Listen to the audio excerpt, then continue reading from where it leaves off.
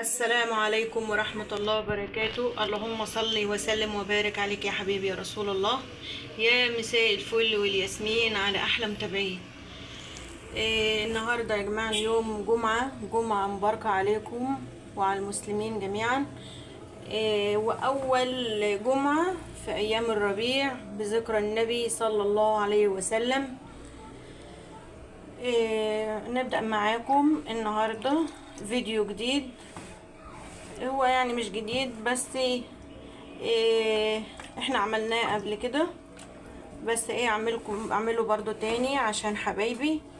النهارده ابو اسلام جاب لي فرخه اهيا، وامسكها اغسلها كويس مع بعض.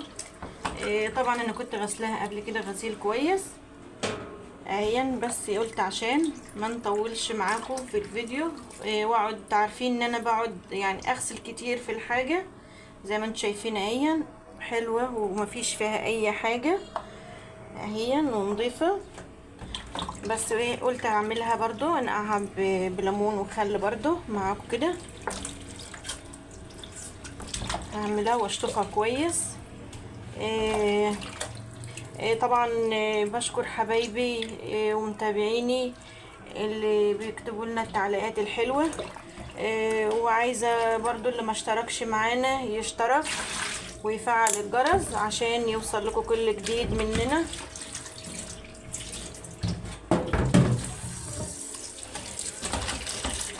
طبعا انا بحبكم يا جماعه والله، وانا عارفه ان انتوا بتحبوني. واحنا مش عايزين غير دعمكم معانا واشتراككم معانا، عشان احنا مش هنكبر الا بيكم وبحبكم لينا وبتعليقاتكم الحلوه وعايزين برضو لايك حلو،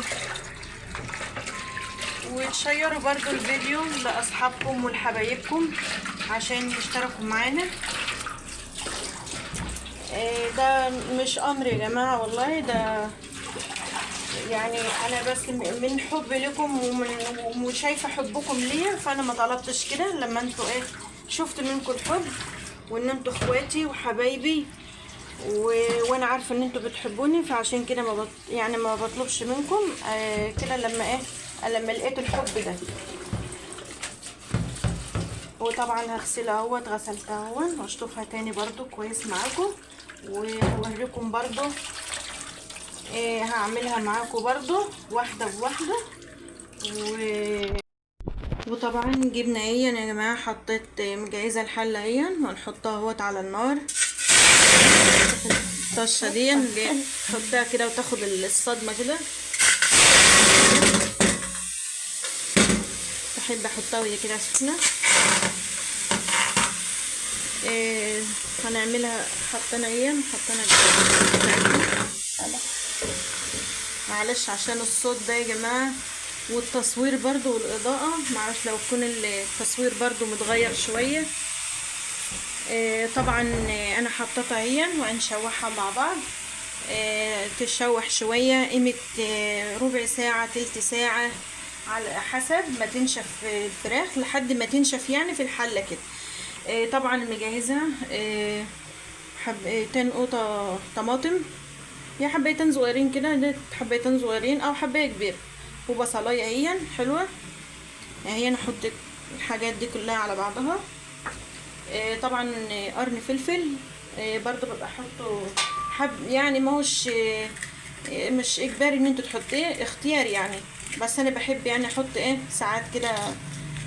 ساعات احطه وساعات ما بحط كده قرن فلفل، بيخلي الشوربه حلوه برضو.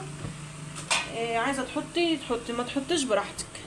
وطبعا مجهزه برضو نص معلقه بهارات فراخ، وبرضو شويه فلفل اسمر، ورق لورا، حبهان، وكبيبه، واحط طبعا ده كله مع بعض كده هنحطهم كده مع بعض يتشوحوا. هنديلها بس تقليبه كده صغيره مع الحاجه دي، وهنسيبها بقى مع بعض في تشوح كده براحتها لحد ما تاخد التلويحه بتاعتها، وبعد كده هنزودها ميه. طبعا يا جماعه معلش علشان التصوير وكده يعني ما لا يكون مش قد كده، بس عشان احنا ايه النور عامل قوي في الشباك. طبعا بشكر حبايبي، وانا حابه ان انا اتكلم معاكم النهارده واتكلم مع حبايبي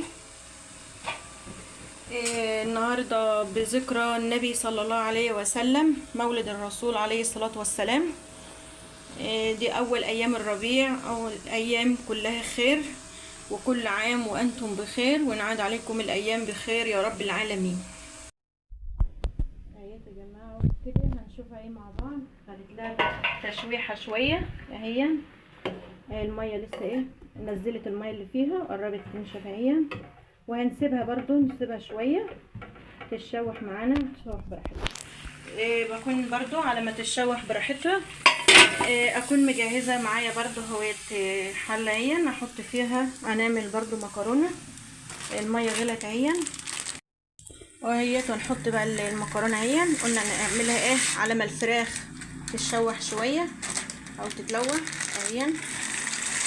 هنعمل بس ايه كيسين بس كده على قدنا، وهنسيبه ايه تتسلق كده براحتها لحد ما تبقى ما تسيبهاش يعني لما تستوي قوي، يعني تسيبي فيها ايه يعني فيها حاجه بسيطه كده عشان لسه هتتحط برضو في الصلصه. وكنت برضو مجهزه معايا صلصه هي، بس عشان الضوء والشمس يا جماعه طبعا مجهزاها كانت عندي في التلاجة. ما قلت ايه اطلع عندي بدل ما عندي الصلصه عامله شويه مكرونه بقى جنبها. طبعا هنجيب شويه ملح عليها اهي، شويه ملح وشويه برضو كمون، برضو شويه فلفل اسمر اهي، هنحطها كده على بعضها.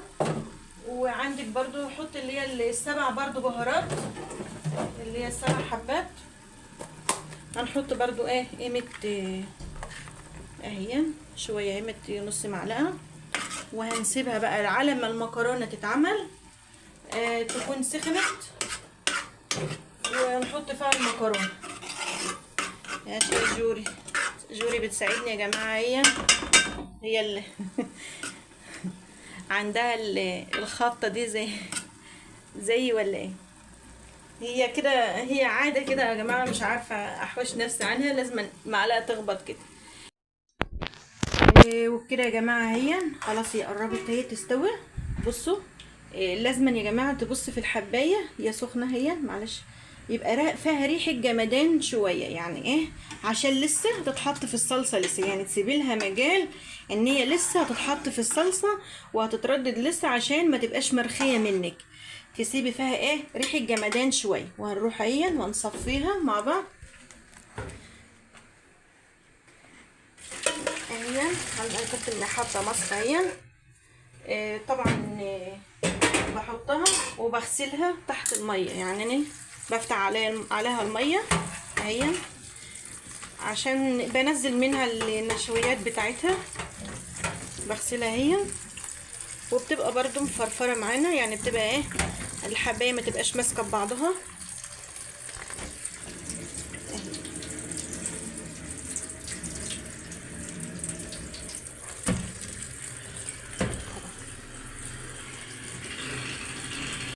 هي خلاص انا كنت صفيتها هي من الميه بتاعتها، هنحطها هي في الصلصه بتاعتها. حاجه سهله خالص، يعني بيوفر عليك الوقت لما يكون عندك صلصه جاهزه في التلاجة. بتخلصي على طول، ما بتاخدش وقت منك ولا حاجه. في مثلا لما تكوني مستعجله جايلك حد فجاه كده مستعجله، جوزك مثلا جاي من الشغل وقال لك اني جاي، بتكون انت عندك الحاجه وتقومي مطلعه ومجهزه على طول، ما بياخدش منك وقت زي ما انتم شايفين اهي. وطبعا كنت حاطه ملحها وحاطه حاجتها زي ما انا قايله لكم. وهنسيبها بقى تتردد معانا براحتها خالص شويه، هي ما بتغيبش في الترديد، يعني هي بس هتقعد حوالي ربع ساعه ولا حاجه ولما تتردد معانا. طبعا يا جماعه عايزين، مش عايزه منكم الا لايك حلو واشتراك حلو واشتراك معانا وعايزين دعمكم واشتراككم معانا في القناة، وبحبكم والله، وفعلوا الجرس عشان يوصل لكم كل جديد مننا.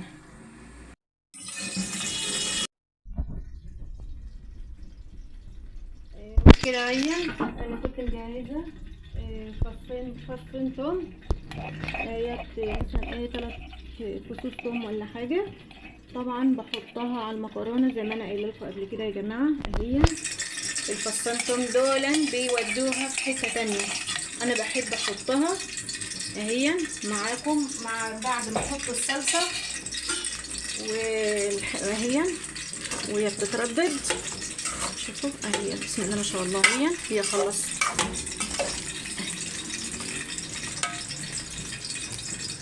حطيتها هي ونسيبها برضو شويه مع بعض. وبكده اهي هنشوف الفراخ يا جماعه اهي بسم الله ما شاء الله. الله ريحتها جميله والله، ريحتها جميله تحفه.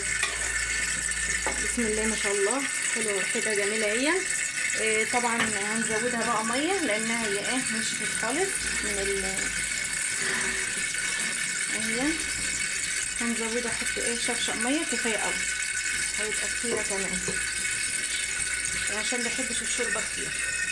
نسيبها بقى مع بعض تاخد لها كام غلوه كده على ما تستوي براحتها يعني. هنبص عليها برضو تاني.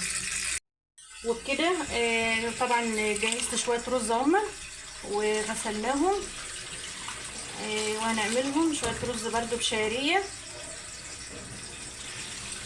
اهي. الميه راقت خالص اهي.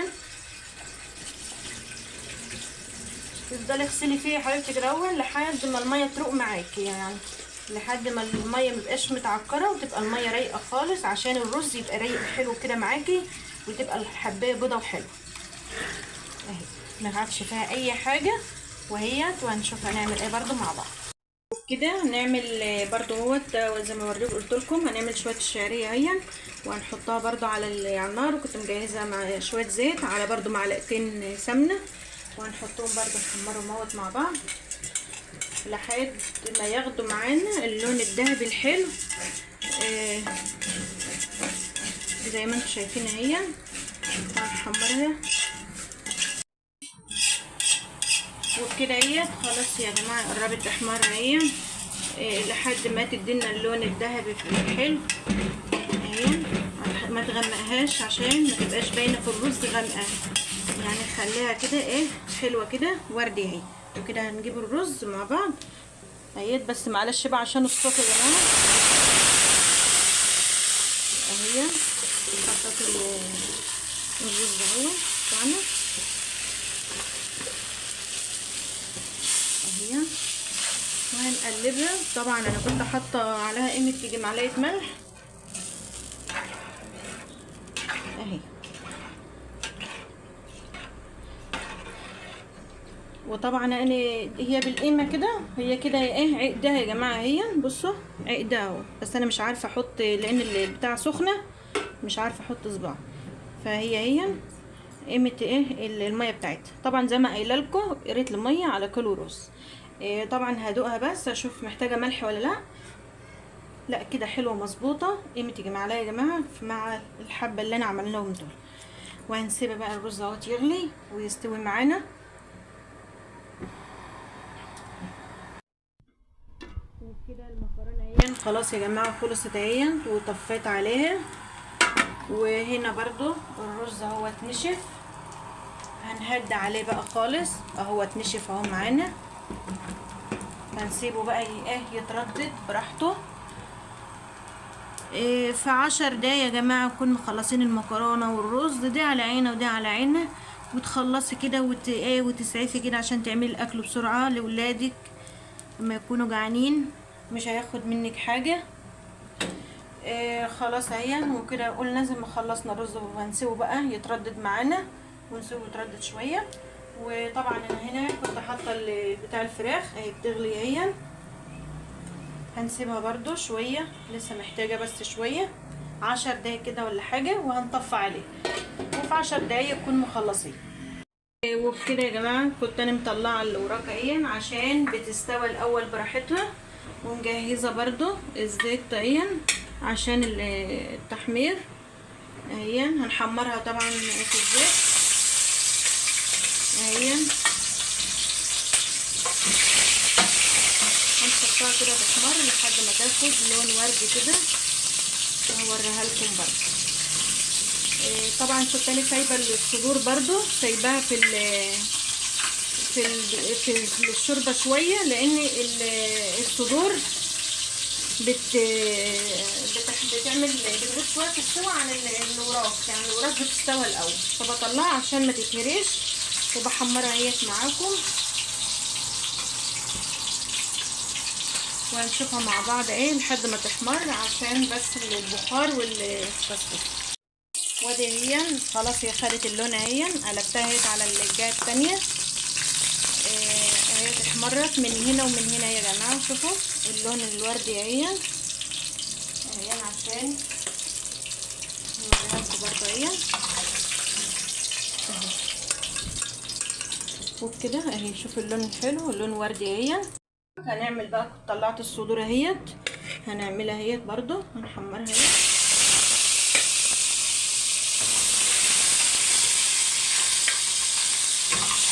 برضو لحد ما تاخد اللون الوردي بتاعها. اكله خفيفه ولذيذه وسهله وبسيطه والله، وفي 10 دقايق 10 دقايق تكون مخلصين. ما خدش حاجه، لا المكرونه خدت حاجه ولا الرز خد حاجه.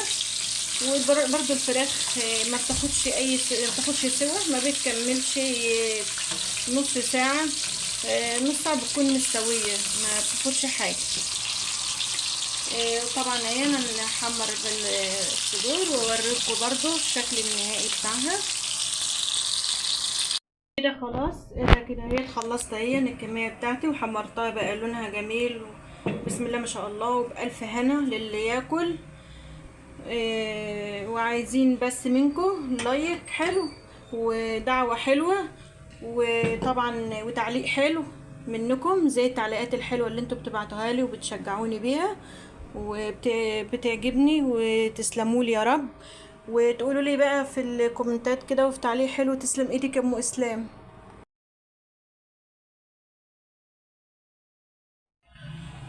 وبكده يا جماعه ده الشكل النهائي اهو بعد ما خلصت وحطيتها على الطبليه بتاعتنا، الطبليه البلدي بتاعتنا. واستنانا بقى عشان ابو اسلام جه وهنتغدى. طبعا بشكركم وبشكر حبايبي، وعايزه منكم بقى تعليق وتعليق حلو كده وتسلم ايدك يا ام اسلام ولا ايه. ويا رب يعجبكم، ودي حاجه بسيطه اهي، وتفضلوا تعالوا اتغدوا معانا، وحاجه مش على قد المقام، حاجه بسيطه. وبشكركم، ودي كده خلاص الفيديو كده قرب ينتهي، وخلاص كده هنتغدى. وبشكركم وتعليق حلو ولايك، والسلام عليكم ورحمه الله وبركاته.